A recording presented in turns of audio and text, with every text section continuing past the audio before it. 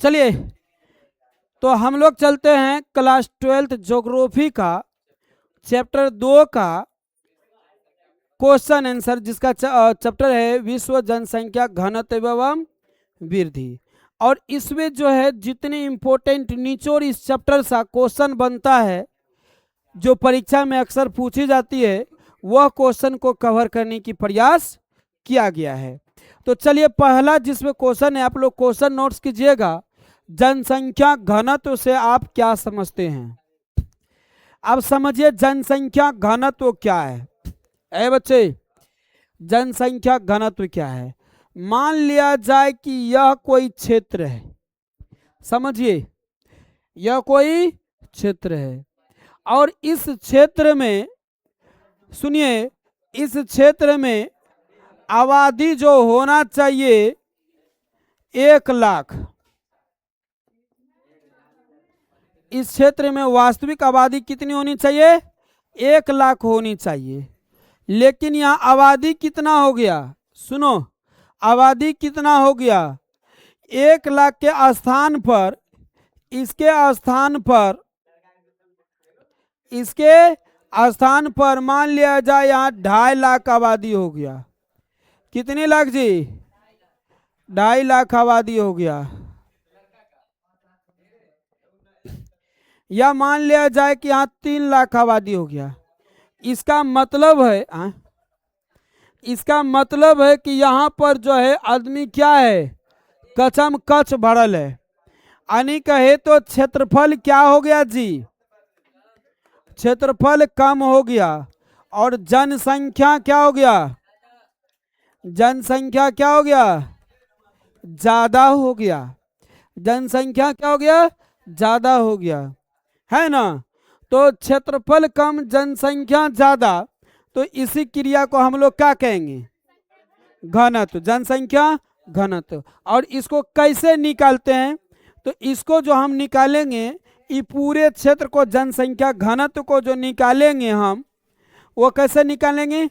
इसमें कोई एक ऐसा क्षेत्र लेंगे, है ना? और इस क्षेत्र को हम लोग कैसे नापेंगे? प्रति वर्ग किलोमीटर पर। किस पर मापेंगे बोलो तो? प्रति वर्ग किलोमीटर पर। यानी कि 1 किलोमीटर यहां से लिए हम लोग, और इसमें यदि हमको इस पर 1 किलोमीटर पर यदि जनसंख्या क्या हो गया?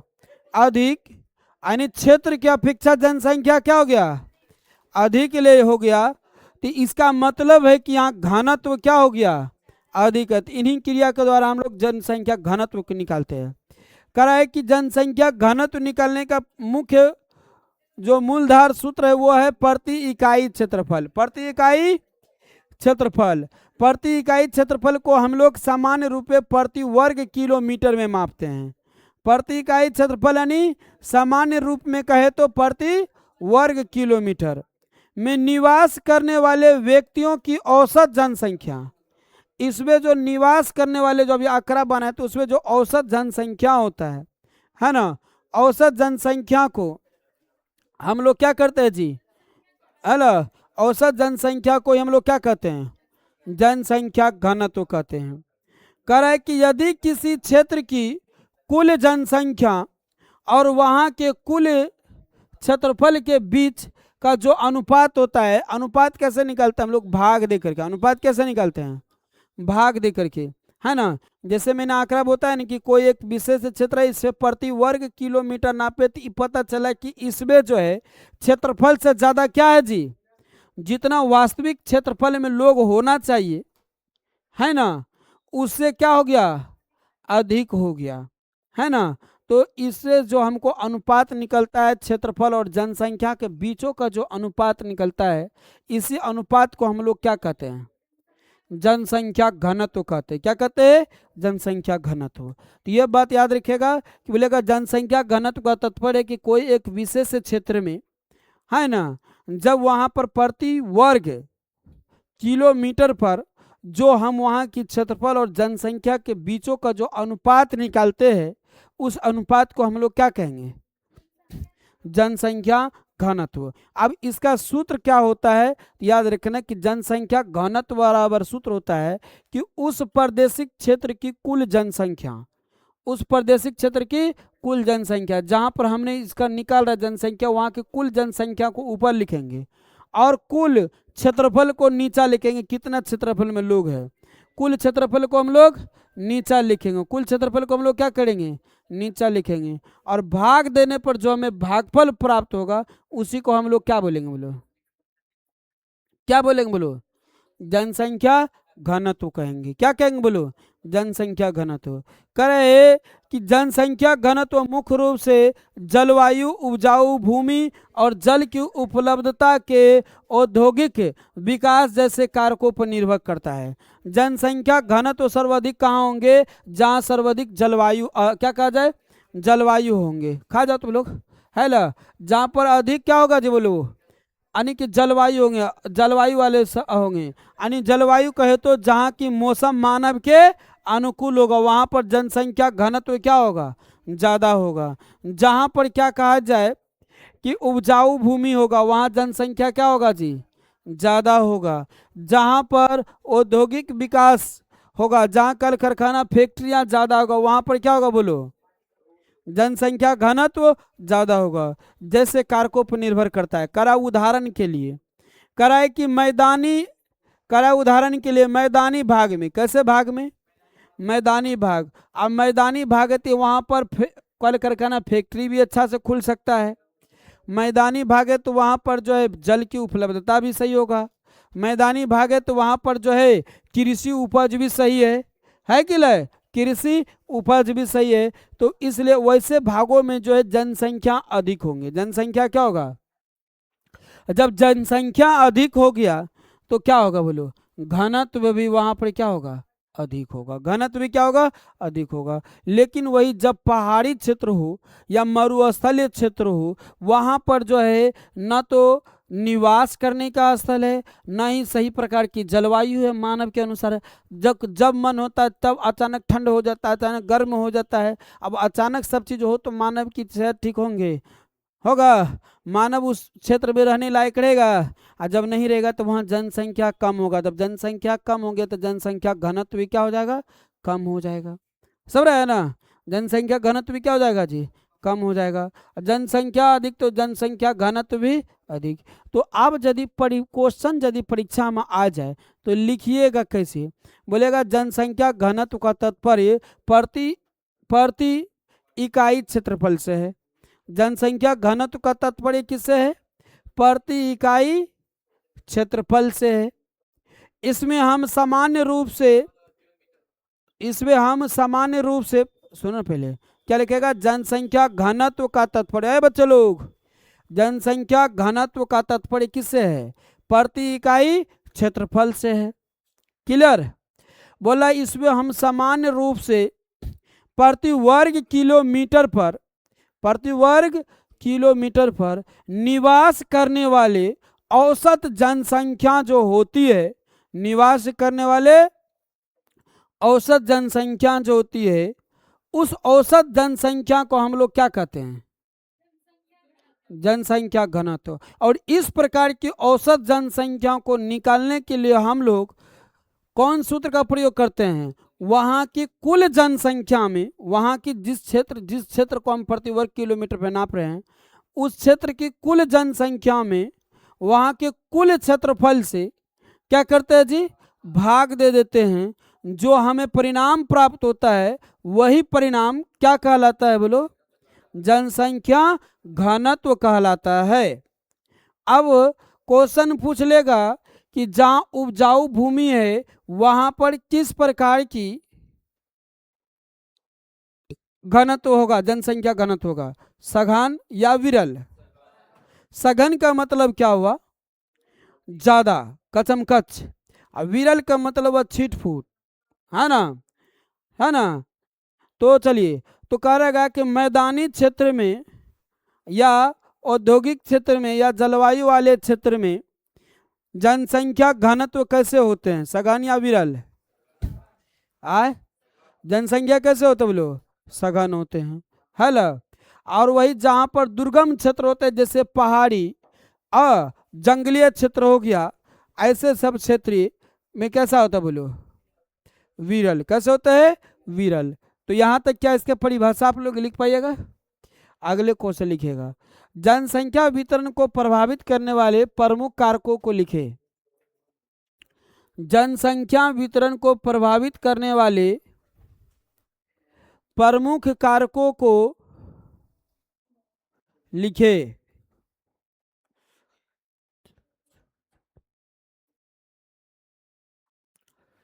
क्वेश्चन है आपका कि जनसंख्या वितरण को प्रभावित करने वाले प्रमुख कारकों को लिखिए, या प्रमुख कारक कौन कौन से, कुछ भी ऐसे भी लिख सकता है। प्रमुख कारक कौन कौन से, आप जनसंख्या वितरण को प्रभावित करने वाले प्रमुख कारक क्या है, या किसे किसे कहते हैं।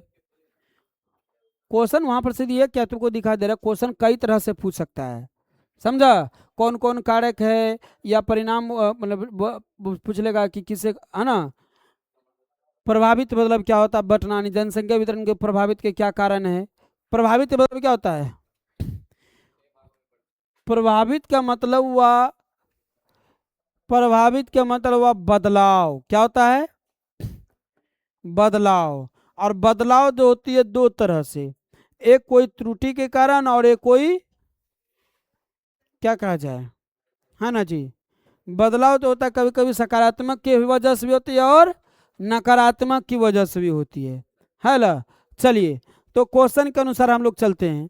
क्वेश्चन कह रहा है जनसंख्या वितरण को प्रभावित करने वाले प्रमुख कारक कौन कौन से हैं। आपका क्वेश्चन ये है, जनसंख्या वितरण को प्रभावित करने वाले प्रमुख कारक कौन कौन से हैं, है ना। यानी कि क्या क्या वजह से जनसंख्या वितरण है, यानी क्या कहा जाए कि बट गया। वितरण मतलब क्या होता है, बटना। क्या क्या वजह से जनसंख्या क्या हुआ है, बटा हुआ है। तो कहीं पर घनत्व अधिक है, कहीं कम है, कहीं पर जो है विरल है, कहीं सघन है, कहीं, है ना। तो ऐसा क्या है वजह। तो कह रहा है जनसंख्या वितरण का अर्थ है कि पृथ्वी की सतह पर लोग किस प्रकार फैले हुए हैं, है ना। जनसंख्या वितरण का तात्पर्य कि पृथ्वी पर जो लोग है किस तरह से फैले हुए, अर्थात कहे तो पृथ्वी पर जो लोग है असामान्य संख्याओं में, कैसे है, असामान्य संख्याओं में, कहीं अधिक है तो कहीं कम है, कहीं कम है तो कहीं अधिक है। तो कह रहा है कि विश्व में जनसंख्या वितरण अत्यंत असमान है। विश्व में जनसंख्या वितरण क्या है, अत्यंत असमान है। वही कुछ ऐसे देश है जहाँ जनसंख्या सर्वाधिक है, वही कुछ ऐसे देश है जहाँ जनसंख्या बहुत ही क्या है, कम है। कह रहा है जिसके पीछे निम्नलिखित उत्तरदायी कारक है ना।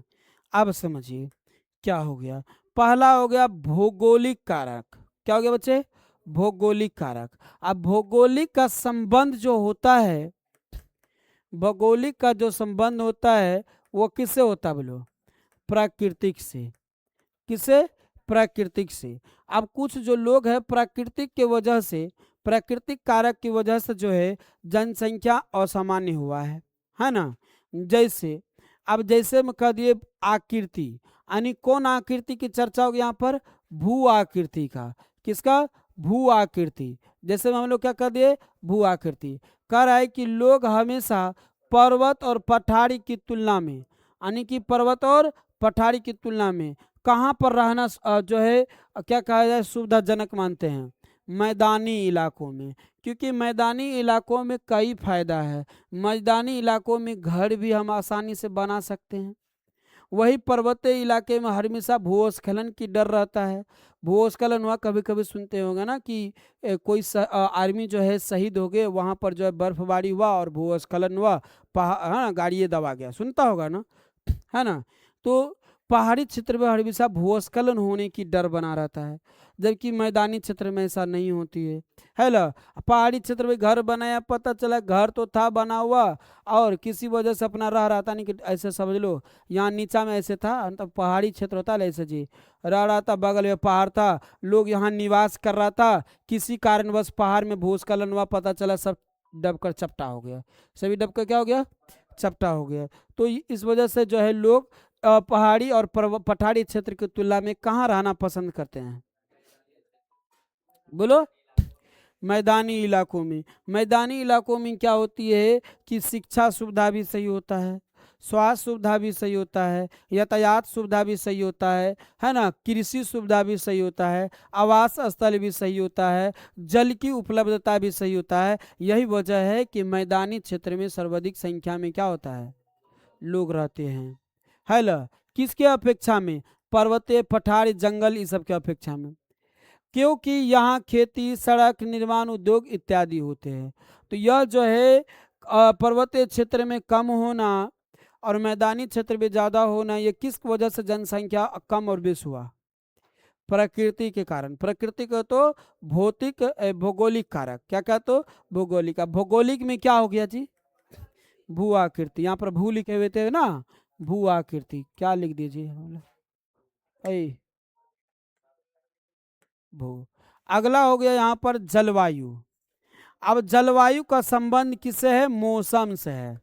जलवायु का संबंध किससे बोलो, मौसम से है ना, किससे बोलो, मौसम से है। कहीं पर मौसम जो एकदम हमेशा अनुकूल होता है, ना ठंड होता है ना गर्म होता है, तो वैसे इलाकों में लोग ज़्यादा मिलेंगे, वैसे इलाकों में क्या मिलेंगे, ज़्यादा मिलेंगे। लेकिन कुछ ऐसे क्षेत्र हैं जैसे ध्रुवीय प्रदेश क्षेत्र, कैसे क्षेत्र है, ध्रुवीय प्रदेश क्षेत्र, यहाँ पर अत्यधिक जो है गर्म पड़ता है। अत्यधिक क्या होता है, गर्म पड़ता है। तो बताओ कि हम लोग को इतना से गर्मी पड़ता है तो हालत खराब हो जाता है। अब सोचो कि वहाँ पर इतना ध्रुव प्रदेश क्षेत्र में पूरा हीट रहता है, तो सोचो कि वहाँ पर लोग रहेंगे, बड़ा कष्ट प्रिय जिंदगी जीते, इसलिए यहाँ पर जनसंख्या क्या होगा, कम होगा। यहाँ पर जनसंख्या क्या होगा जी, कम होगा। क्लियर। कराए में लोग काम करे कम रहते हैं। वही अनुकूल जलवायु वाला क्षेत्र ले लो, जहाँ मानव के अनुकूल जैसा जैसा चाहिए उसको, ठंड और गर्मी उस हिसाब से क्षेत्र रहे, मानव उसको सहन कर सके, मानव उसके साथ जो है तालमेल बैठा सके, तो वैसे क्षेत्र में जनसंख्या क्या होगा जी, अधिक होगा। वैसे क्षेत्र में जनसंख्या क्या होगा, अधिक होगा। तो इसके भी वजह से जनसंख्या कम और बेस हो जाता है, जनसंख्या कम और बेस हो जाता है। अगला है मृदा। क्या हो गया, मृदा का मतलब हमने क्या बताया था, मिट्टी। मृदा का मतलब क्या बताया था, मिट्टी। अब देखिए मिट्टी कह रहा है कि जहाँ पर उपजाऊ मिट्टी हो, जहाँ पर कैसे मिट्टी हो, उपजाऊ मिट्टी हो। और सर्वाधिक उपजाऊ मिट्टी कौन होती है, जलोढ़ मिट्टी। सर्वाधिक उपजाऊ मिट्टी कौन होती है, जलोढ़ मिट्टी। और जलोढ़ मिट्टी जो पाया जाता है वो गंगा तटीय नदी किनारे वाले क्षेत्रों में, गंगा तटीय नदी इलाके वाले क्षेत्र में पाया जाता है। क्योंकि यह मिट्टी का जो निर्माण होती है प्रतिवर्ष बाढ़ की पानी आने से होती है, प्रतिवर्ष बाढ़ की पानी से। जब बाढ़ की पानी आती है तो उसके साथ जो मिट्टी आता है, जो मिट्टी में बदलाव होती है, उन्हीं मिट्टी को हम लोग क्या कहते हैं, जलोढ़ मिट्टी कहते हैं। और यह मिट्टी जो है मैदानी क्षेत्र में, गंगा तट वाले है ना इलाकों में ज़्यादा पाया जाता है। अब यह क्षेत्र में जो होता है, यही वजह कि यह मिट्टी ज़्यादा उपजाऊ होती है, इसलिए ऐसे क्षेत्रों में जो है जनसंख्या घनत्व क्या होता है, अधिक होता है। जनसंख्या अधिक तो जनसंख्या घनत्व अधिक है ना। ऐसे क्षेत्र में जनसंख्या क्या होता है जी, अधिक होता है ना। तो जनसंख्या घनत्व क्या हो जाएगा, अधिक। जैसे ब्रह्म, गंगा पुत्र, ये सब क्षेत्र क्या हो गया, यहाँ पर प्रतिवर्ष बाढ़ पानी आती, क्या होता है जी बच्चे, बाढ़ पानी आता है ना। कह है कि उपजाऊ नदी घाटियों में जनसंख्या घनत्व क्या होता है जी, अधिक होता है। दूसरा हो गया जल। जल ही जीवन है और जल है तो कल है, जल ही जीवन है और जल है तभी कल है। अब न जल रहेगा न कल रहेगा। कल मतलब आने वाला कल, चलाने वाला कल नहीं बोल रहे, चलाने वाले को ट्यूबवेल बोलते हैं हम लोग, क्या बोलते हैं, ट्यूबवेल है ना। चलिए, तो कह रहा है कि लोग उन क्षेत्रों में बसना प्राथमिकता देते हैं जहाँ ताज़ा पानी आसानी से हो। अब जब ताज़ा पानी हो रही है, जब ताज़ा पानी हो रही है ना, के खत्म हो गया रे, आ पोखड़ी पर क्या है, साफे खत्म हो गया ना। रे रे लड़का,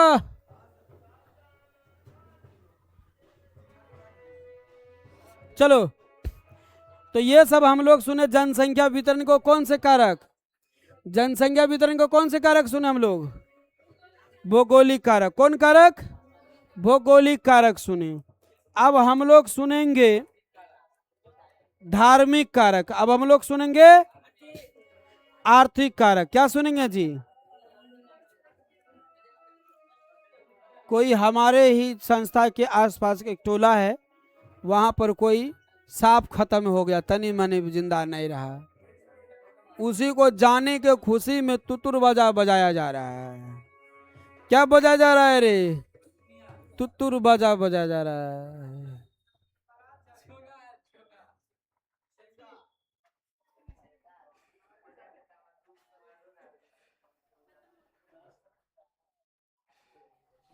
चलिए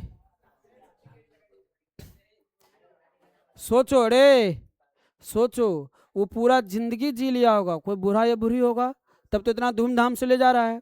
वो पूरा जिंदगी जी लिया होगा और उतने बड़े घर परिवार को बसा कर गया है ना, और फिर भी सोचो कि उसको जाने के दुख में सब घोलट घोलट को रो रहा है। और वह लड़की की जिंदगी धिक्कार हो तेरा। जिंदगी में जो है ना, खाली बेटिए पैदा हो भागने वाली लड़की, तब पता चलेगा कि बाप माँ कैसे पालता है अच्छा से। और तुम जो उतना हंसता खलता परिवार को, जो बाप दिन रात फटे कपड़ा पहन कर एक एक पैसा जुगा कर रखा था बेटी के बियाह करेंगे, और तू जो बैल गधे हाथी सूढ़ वाला के साथ भाग जाता है, बताओ तो बाप माँ कैसे रोता होगा? भले वो नहीं रोता होगा चिल्ला चिल्ला कर बाप रे माए गे, लेकिन रोता ऐसा है नहीं कि उसका दिल में जो है ना 32 छेद हो जाता है। 32 छेद हो जाता है, बोल नहीं पाता है। वो बोलने से पहले वो छेद से उसकी सब भावनाएं बह जाती है दिल के अंदर से। तो इसलिए हम वो लड़की को हम यहाँ से शराप देते हैं भागने वाली को कि तोरा खाली 25 30 40 को बेटिए पैदा हो।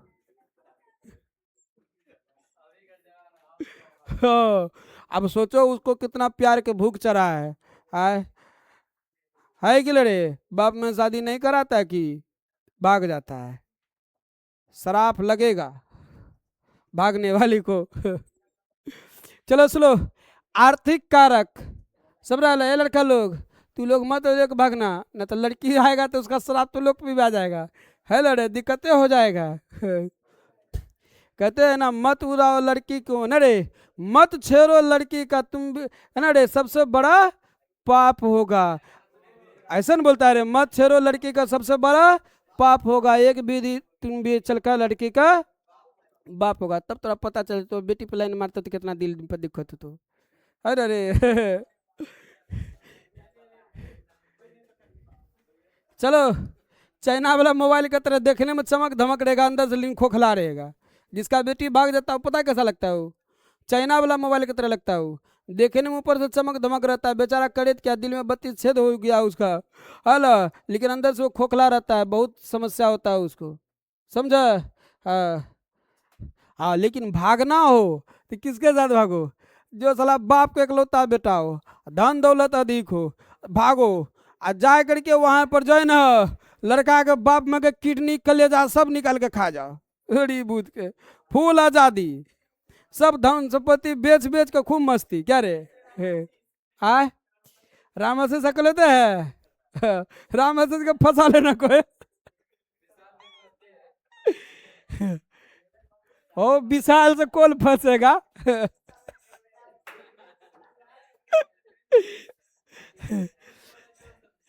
चलो यार देखो, आर्थिक कारक सुनो रे।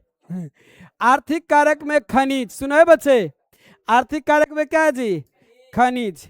अब देखो, जहां पर खनिज होते हैं वहां पर अधिक संख्या में क्या होता है? अधिक संख्या में जहाँ खनिज भंडार होते हैं, खनिज मतलब कहे तो जहाँ पर अधिक खनिज भंडार होते हैं वहाँ पर अधिक उद्योग कल कारखाना होता है। जहाँ पर क्या होता है बच्चे बोलो? खनिज भंडार होते हैं वहाँ पर अधिक क्या होता है? बोलो, उद्योग कल कारखाना होता है। क्या होता है बोलो?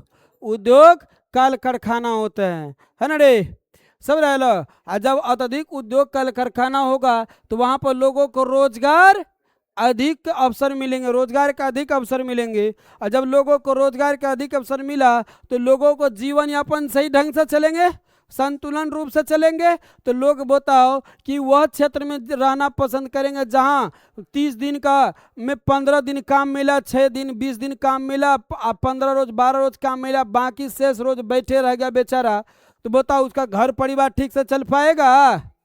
तो क्या वहां पर लोग रहना पसंद करेंगे? वहां चल जाएंगे जहां नियमित काम रहे और रोजगार की साधन का हमेशा एक पर एक अवसर मिले। तो सोचो वहां पर जनसंख्या अधिक होगा, जब जनसंख्या अधिक तो जनसंख्या घनत्व वहां पर अधिक है। दूसरा हो गया औद्योगिक केंद्र, औद्योगिकरण। औद्योगिकरण करा, औद्योगिकरण क्षेत्र में रोजगार के अवसर प्रदान होते हैं। जहां जहां जहां पर नए नए उद्योग कल कारखाना बन रहा है, तो बन रहा है तो ऐसा थोड़ा है कि ये पहले से कोई उद्योग था नया यहाँ बना तो यहाँ की स्टाफ भाग के यहाँ जाएगा। ठीक है, अरे भागियों का आएगा तो कुछ ही स्टाफ आएगा यहाँ भाग करके, लेकिन कुछ तो स्टाफ यहाँ पर भी जरूरत पड़ा, यहाँ पर भी जरूरत पड़ा। जब लोग यहाँ पर अपनी सही प्रकार की रोजगार की सृजन को देखकर जीवन को देख लिया कि यहाँ से हमारा सही तरह से चल सकता है, जीवन यापन हो सकता है, तो लोग अपने गांव से भागकर ऐसे क्षेत्र में आकर बसेंगे जी, बसेंगे ना।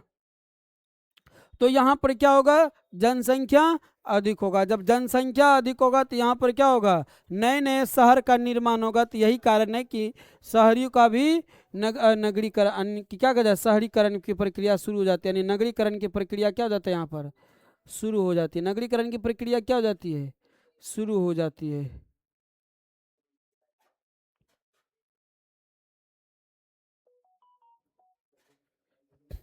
चलिए आगे बढ़े अब लोग।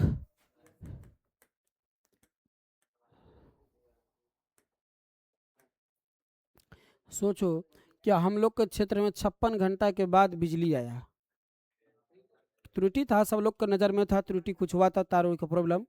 56 घंटा में सब लोग औला बौला गया।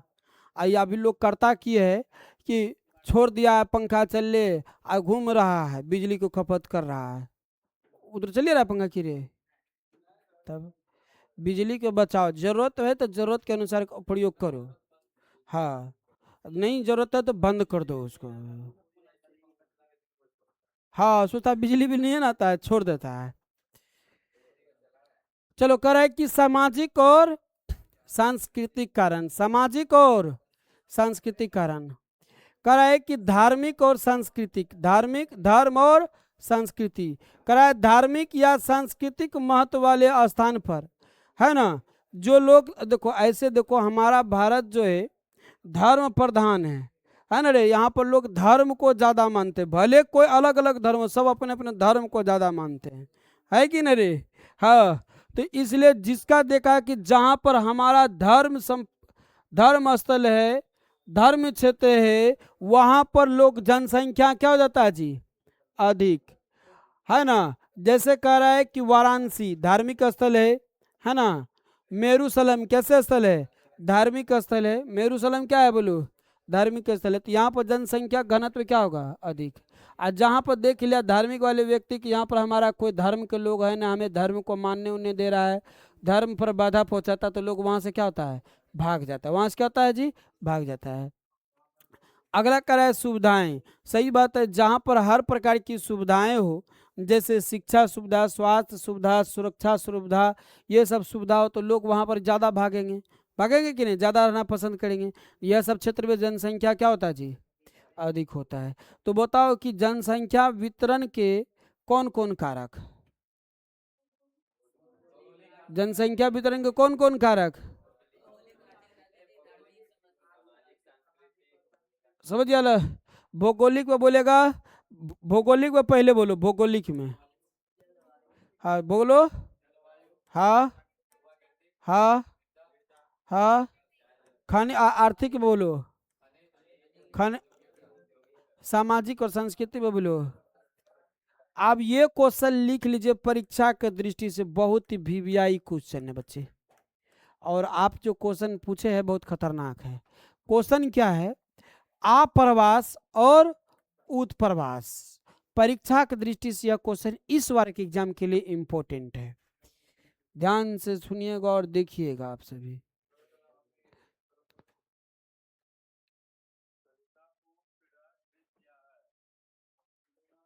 चलिए हो गया। अब सुनिए, आप्रवास क्या होता है? आ से होता है आना। क्या होता है? आना। अब कोई आएगा आपके गांव में, तो क्या वो गांव से आएगा कि दूसरा गांव से आया? या कोई दूसरा शहर से भी आ सकता है कि नहीं? या कोई दूसरा जिला से भी आ सकता है, दूसरी राज्य से भी आ सकता है, दूसरी देश से भी आ सकता है ना? जब वो देश से आया, देश से देश आया, तो इसका मतलब हुआ देश में प्रवास किया। वो राज्य से राज्य में आया तो क्या हुआ? राज्य से राज्य में प्रवास किया। दूसरी जिला से अपने जिला आया तो इसका मतलब क्या हुआ? राज्य में अप्रवास किया। और क्या कहा जाए, कोई दूसरी गांव से है तो इसका मतलब गांव में से दूसरी गांव से हमारे गांव में अप्रवास किया। मतलब कहे कि जब हम आप्रवास की बात करें तो आप्रवास का मतलब होता है आना। क्या होता है बच्चे? आना। यानी कि जब लोग क्या हो, बाहर से आकर यहाँ अस्थाई या अस्थाई रूप से निवास कर जाता हो, तो इसे हम लोग क्या कहेंगे? आप्रवास। इसका परिणाम धनात्मक होता है कि ऋणात्मक होता है? धनात्मक होता है, क्योंकि लोग आ रहा है तो यहाँ पर जनसंख्या धीरे धीरे क्या हो रहा है? बढ़ रहा है, प्लस में जा रहा है, तो इसलिए यहाँ पर धनात्मक प्रभाव होता है। कैसे प्रभाव होती है? और घनत्व कैसा होता है? अधिक होता है। घनत्व क्या होता है? सघन घनत्व होता है, सर्वाधिक घनत्व होता है। तो समझिए, अब उत्प्रवास का मतलब हुआ कि ऐसे समझो, कोई बैठा है, बोले उठ, तो अब किसी को उठाइएगा तो वो वहां रुकेगा, वहां से वो क्या हो जाएगा? कहीं और चले गया।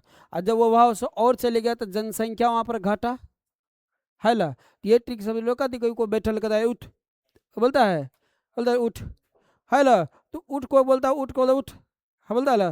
तो मतलब आप जो उठा देगा बेचारा बैठेगा वाले ला। तो उत्प्रवास का मतलब वह अपने मूल स्थान को छोड़ दिया, अपने मूल स्थान को छोड़ दिया और वह किसी दूसरे स्थान पर प्रस्थान कर गया। मतलब किसी दूसरे स्थानों पर चले गया। किसी दूसरे स्थानों पर क्या हो गया बच्चे? चले गया। तो आप बताओ कि जब वह यहां से गया तो यहां के लिए क्या कहलाया? वह यहां से क्या हुआ? आप जहां से भेजे लोगों को या आप खुद से वो गया, तो अब जहां से वो गया वो क्या कहलाएगा? उत्प्रवास। लेकिन जहां वो गया वो उसके लिए क्या कहलाया? आप्रवास। क्या कहलाया? आप्रवास। समझ आ रहा है ना? अब जैसे मान लिया जाए यह क्षेत्र, यह क्या नाम हुआ? ए, और यह क्षेत्र हो गया बी। यहां से लोग यहाँ आ रहा है तो यह क्या कहलाएगा? और यहां पर आया तो क्या हुआ? हाँ, आप्रवास। आप समझ गया बात क्या हुआ?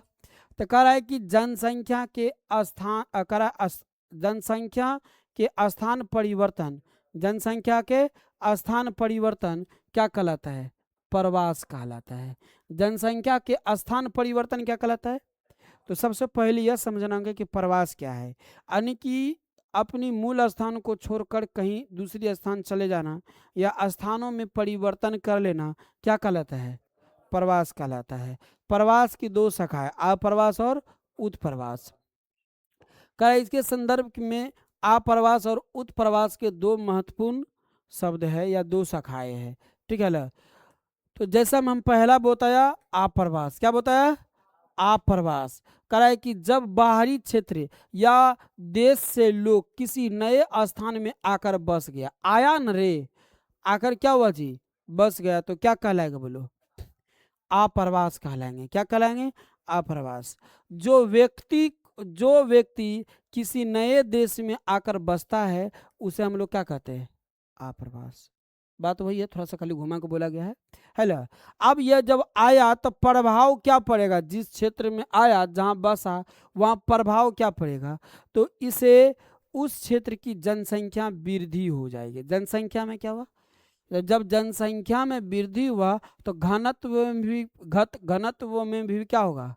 वृद्धि होगा। घनत्व में भी क्या होगा? वृद्धि होगा। कह उदाहरण के लिए, यदि कोई व्यक्ति शिक्षा या नौकरी के लिए, यदि कोई व्यक्ति शिक्षा या नौकरी के लिए भारत आकर रहने लगे, मतलब भारत में कहीं से आकर वो क्या रहने लगे? दूसरा, भारत की बात आप देश में चलो, अब भारत देश है तो देश के चलो, अब दूसरा देश से आकर, मान लीजिए पाकिस्तान से लोग आकर यहाँ भारत में बस गया, तो भारत के लिए वो व्यक्ति क्या कहलाया? अप्रवास। लेकिन पाकिस्तान के लिए वो व्यक्ति क्या कहलाया? उत्प्रवास। अब बात समझ में आ गया होगा अप्रवास और उत्प्रवास का। अब चलिए उसी प्रकार की बात कर रहा है उत्प्रवास में। कह रहा है कि जब लोग अपने मूल स्थान या देश को छोड़कर किसी दूसरी स्थान या देश में जाकर बस जाते हैं। अपना मूल स्थान और देश को छोड़ दिया और किसी दूसरी मूल स्थान और देश में जाकर क्या होगा जी बच्चे? बस गया। तो उस क्रिया को हम लोग क्या कहते हैं? करा जो व्यक्ति अपना मूल देश को छोड़ जाता है और कहीं जाकर क्या होता है? बस जाता है, क्या कहलाता है बोलो? उत्प्रवास कहा जाता है। प्रभाव क्या पड़ता है? करा इससे मूल क्षेत्र की जनसंख्या में कमी हो जाती है। जहाँ से वो आया तो वहाँ पर जनसंख्या में क्या होगा?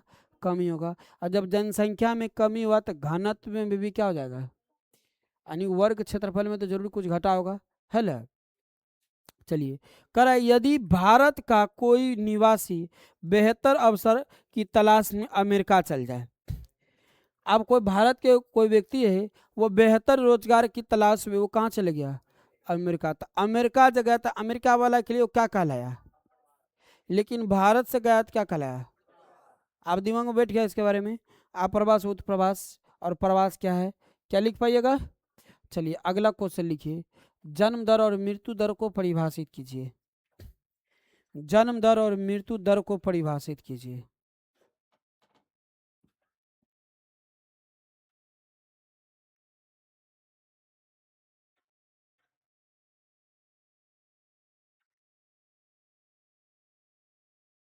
जन्म दर और मृत्यु दर को परिभाषित कीजिए।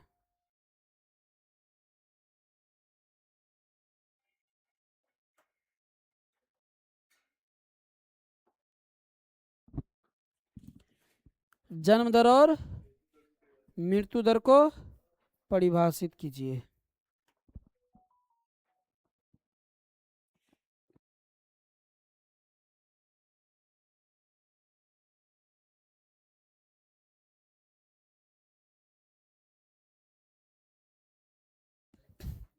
चलो तो हम क्वेश्चन समझा रहे हैं। ए बच्चे क्वेश्चन आपका है कि जन्म दर और मृत्यु दर को परिभाषित कीजिए। अब देखिए जन्म दर को कैसे नापते हैं हम लोग। जन्म दर को हम लोग क्या करते हैं कि कोई एक विशेष क्षेत्र लेते हैं। क्या करते बोलो? कोई एक विशेष क्षेत्र लेते हैं। विशेष क्षेत्र को लेते हैं। कोई एक क्या किया बच्चे? विशेष क्षेत्र लिए। कोई एक क्या किया हम लोग? विशेष क्षेत्र लिए। अब इस क्षेत्र में हम लोग क्या करेंगे? यानी कि समय जो लेंगे, समय जो लेंगे कितना लेंगे? 1 वर्ष। यानी निश्चित समय कितने वर्ष के ले लिया हम? यानी निश्चित है ना समय जो होगा, एक निश्चित समय कितना ले लिए? निश्चित समय कितना ले लिया हम? 1 वर्ष। निश्चित समय कितना ले लिए? 1 वर्ष। जनसंख्या भी इसमें कितना लेंगे? जनसंख्या भी लेंगे 1000। कितना लेंगे जी? 1000। जनसंख्या क्या लेंगे? 1000। क्या बोला? जनसंख्या क्या लेंगे हम लोग? 1000। अब इसी 1 वर्ष में 1000 व्यक्ति पर, 1 वर्ष में 1000 व्यक्ति पर, अरे जनसंख्या तो जनसंख्या में व्यक्ति ना आएगा ना, क्या आएगा? है ना। ठीक है तो जनसंख्या ले लिया कितना? 1000, है ना। और इसमें यदि जीवित बच्चा, कौन बच्चा बोलो? जीवित बच्चे जो है, जीवित बच्चे क्या हो जाए? अधिक। जीवित बच्चे अधिक। कितना? इसी 1000 में, 1000 जीवित जन्म बच्चे में, है ना। क्या कहा जाए कि इसी में जो है जीवित बच्चे क्या हो जाए? इसी 1000 में जीवित बच्चे अधिक। और वही मृत्यु बच्चे कह दे, मृत्यु बच्चे कितना हो जाए? कम। तो अधिक कौन हुआ? जीवित। तो क्या कहलाएगा? जन्म दर। क्या कहलाएगा? और यदि जन्म लिया और जीवित बच्चा कम रहा, जीवित बच्चा क्या रहा? कम। अब मरने वालों की संख्या अधिक हो गया तो क्या कहलाएगा? मृत्यु दर। बात दिमाग में बैठा या नहीं बैठा? चलो तो अब समझिए उसी प्रकार की बात यहाँ पर कह रहा है। कह रहा है कि किसी भी क्षेत्र में की जनसंख्या में होने वाले परिवर्तन की माप को, किसी भी क्षेत्र में जनसंख्या में होने वाली परिवर्तन माप को किसी भी क्षेत्र में जनसंख्या में होने वाले परिवर्तन माप को क्या कहते हैं बोलो। अब देखो, कोई भी क्षेत्र में जनसंख्या में दो तरह की परिवर्तन होती है, या तो ज्यादा जन्म लिया तो सकारात्मक परिवर्तन हो गया, वृद्धि हो गया जनसंख्या में, मर गया ज्यादा तो नकारात्मक परिवर्तन हो गया, इसका मतलब है ना, ये हो गया। तो कह रहा है कि किसी भी क्षेत्र में जनसंख्या में होने वाले परिवर्तन को जन्म दर या मृत्यु दर कहते हैं। क्या कहते हैं बोलो। जन्म दर मापने के लिए हम क्या करते हैं, सॉरी, किसी भी क्षेत्र में जनसंख्या में होने वाले परिवर्तन को जो मापते हैं, उस मापने के लिए हमको क्या, किसकी सहायता लेना पड़ता है, जन्म दर और मृत्यु दर की सहायता लेना पड़ता है। कहा दो सबसे महत्वपूर्ण मापक होते हैं। कितने मापक है, कोई भी क्षेत्र को जन्म दर और मृत्यु दर को, सॉरी, कोई भी क्षेत्र के जो है मापने के लिए, वहां पर जनसंख्या कितना है, जनसंख्या को देखने के लिए हम क्या देखते हैं, वहां पर जन्म दर मृत्यु दर देखते हैं, प्रवास देखते हैं। क्या देखते हैं, प्रवास देखते हैं। बैठे समझ बैठा, हमको कहीं पर की जनसंख्या निकलना है तो उसके लिए हम क्या क्या ध्यान में रखेंगे, जन्म दर मृत्यु दर और प्रवास, जन्म दर मृत्यु दर और प्रवास को देखते हैं। ठीक है ल। तो वही बात कर रहा है कि किसी भी क्षेत्र की जनसंख्या में होने वाले परिवर्तन को मापने के लिए जन्म दर और मृत्यु दर दो सबसे महत्वपूर्ण मापक है। कितने मापक है जी, दो। कौन कौन, जन्म दर और मृत्यु दर। करा इसकी परिभाषा नीचे दी गई, तो हम यहाँ पर परिभाषा दे रहे हैं। पहला परिभाषा क्या है, पहला क्या है, जन्म दर। जन्म दर करा एक निश्चित समय कहे तो अवधि, एक निश्चित समय अवधि में आमतौर पर कितने वर्ष लेंगे अवधि का, 1 वर्ष, और प्रति 1000 व्यक्ति पर, व्यक्तियों की संख्या कितना लेंगे, 1000, व्यक्तियों की संख्या कितना लेंगे, 1000। जन्म लेने वाले जीवित बच्चों की संख्या को, जन्म लेने वाले जीवित बच्चों की संख्या को क्या कहेंगे बोलो, जन्म दर कहेंगे, है ना, ये है ना, या इसे ही क्या कहते हैं, अशोधित जन्म दर भी कहते हैं। इसी को हम लोग क्या कहते हैं, अशोधित जन्म दर। यानी कि व्यक्ति कितना लेना है, व्यक्ति कितना लेना है, समय कितना लेना है, 1 वर्ष, और व्यक्ति उसी बीच में जो है जन्म लेने वाले बच्चा क्या हुआ, इस 1 साल के दौरान में, उसी बीच में जन्म, यानी 1 साल में जितना बच्चा जन्म ले 1 साल में जितना भी बच्चा जन्म ले लिया, उसमें जिंदा अधिक रहा, कुछ बच्चा मर गया, यानी जिंदा रहने वाला बच्चा अधिक, इसका मतलब क्या हुआ, जन्म दर। अब इसी को विपरीत कर दो, ठीक है ना, सब चीज वही रहेगा, सिर्फ मृत्यु होने वाला बच्चा अधिक, मृत्यु होने वाला बच्चा अधिक, और जीवित वाला कम, तो क्या हो जाएगा, मृत्यु दर। क्या हो जाएगा, मृत्यु दर। अब इसका प्रभाव क्या पड़ता है, कह रहा है कि उच्च जन्म दर जनसंख्या में, उच्च जन्म दर जनसंख्या में वृद्धि की संकेत होती है। जहां उच्च जन्म दर दिखाया, जहां दिखा कि उच्च जन्म दर को जब मापा तो पता चला, इसका मतलब वहां पर जनसंख्या वृद्धि क्या है जी, अधिक हो रही है। मृत्यु दर की वही बात है, समय भी क्या लेना है, एक निश्चित समय अवधि क्या लेना है, 1 वर्ष, और प्रति 1000 व्यक्ति भी कितना लेना है, 1000। और कह रहा है कि मरने वाले लोगों की कुल संख्या, मरने वाले लोगों की कुल संख्या क्या हो जाए, अधिक हो जाए, मरने वाले लोगों की कुल संख्या क्या होगा जी, अधिक हो गया। किससे, जीवित बच्चों से। किससे जी, जीवित बच्चों से। यानी जीवित कम रहा और मृत्यु अधिक हो गया तो क्या कहलाएगा, मृत्यु दर। अब इसका प्रभाव क्या होता है, कह यदि मृत्यु दर जन्म से कम होती है, यदि मृत्यु दर जन्म दर से कम होती है ना, यदि मृत्यु दर जन्म दर से क्या होती है, कम होती है, तो जनसंख्या में प्रकृति वृद्धि होती है। जनसंख्या में कैसे वृद्धि होगा, प्रकृति वृद्धि होगी। कैसा वृद्धि होगा, प्रकृति वृद्धि होगा, है ना। करा इसके विपरीत यदि मृत्यु की दर अधिक हो जाए, मृत्यु की दर क्या हो जाए, अधिक हो जाए, तो जनसंख्या क्या होती है, जनसंख्या क्या हो जाती है, घटती है। क्लियर यहां तक। किसको, मृत्यु दर को। सुनो, समय क्या लेंगे हम लोग, ये क्षेत्र ले लिया, सुनो, इसमें समय कितना लेंगे बोलो, समय 1 वर्ष का लेंगे। व्यक्ति कितना लेंगे, 1000 व्यक्ति कितना ले लिए 1000। अब सुनो, इसमें सुनो, जीवित अधिक हो गया, मृत्यु दर बता रहे हैं ना, है ना।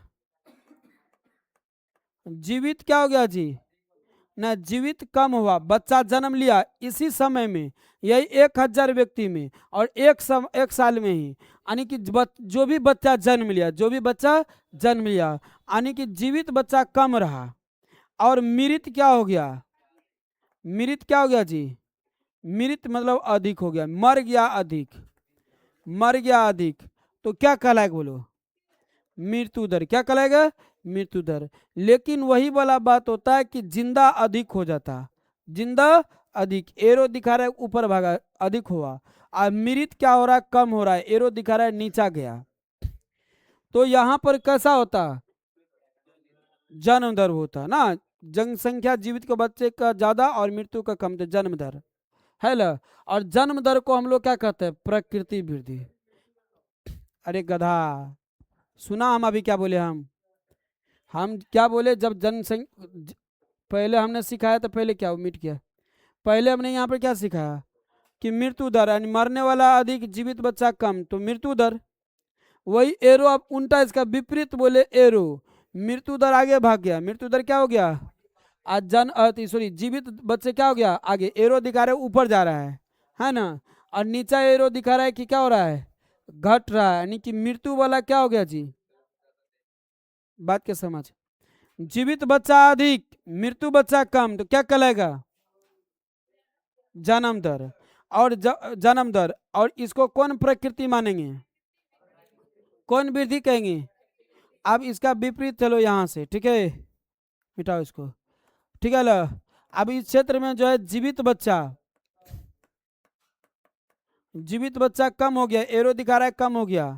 अब मृत क्या हो गया बोलो, एरो दिखा रहा है ऊपर जा रहा है ज्यादा हो गया, तो यहाँ क्या कहलाएगा, मृत्यु दर। अब बैठा दिमाग में, बैठा रहे है, देखो क्वेश्चन पूछ के पीछे बात कर रहा है, नहीं समझा।